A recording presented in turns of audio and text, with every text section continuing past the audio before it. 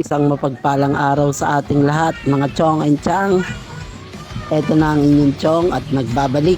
Pasensya na at natagalan ang aking pag-upload. Napalaban lang tayo sa pakyawan, mga chong Pakyawan na magiging luwang ka, duguan pa. Pero ayos lang, palag-palag pa rin. Ganun talaga buhay Ang hirap pumatas, mga chong.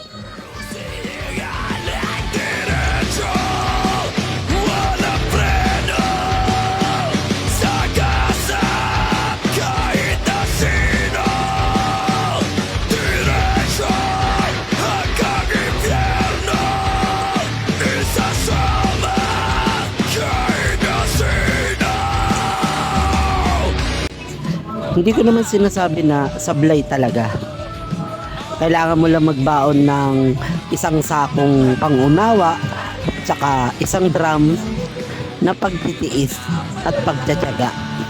Kasi wala namang easy money sa totoong buhay. Kailangan mong paghirapan. Kaya lang yung akin parang triple yung hirap bago makuha yung pera Dito nga pala, papunta ako niya ng Caloocan. Doon sa site na papasukan ko. Pero hindi ko na ipapakita.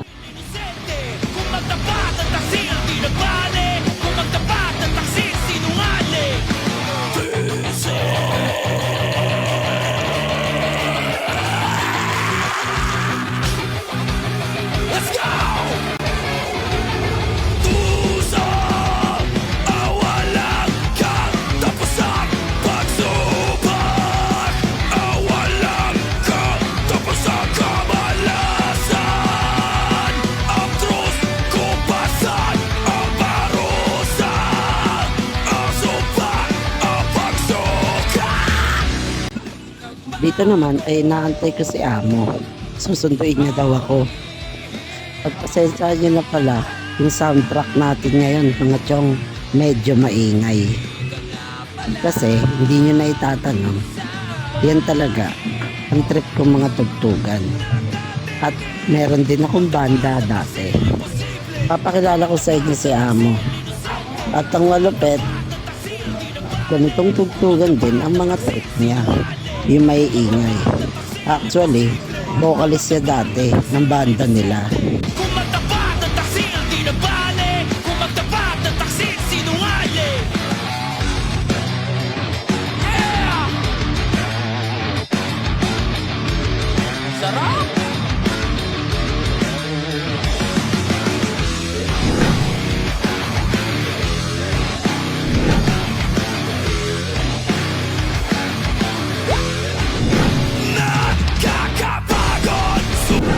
Mamaya, papakilala ko sa inyo.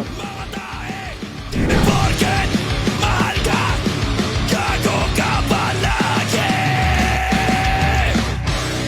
Nagbago. Siya nga pala si Amo, Sir Amado. Actually, Amo siya ni Sir Sam. Dahil sa kanya, nakilala ko to, si Sir Amado. Hindi ko na alam kung saan ako dadalhin ng mga pako. Sa pakikipagbalag-bagan sa hamon ng buhay. Hindi ko rin sinasarado ang pinto ng bagong oportunidad para naman maiba ang takbo ng buhay ko. Pero ganun pa man, lagi kong tinatandaan ang padayon. Ingatan lahat, mga chong, and God bless. Kung magtapat ng taksi sinungali.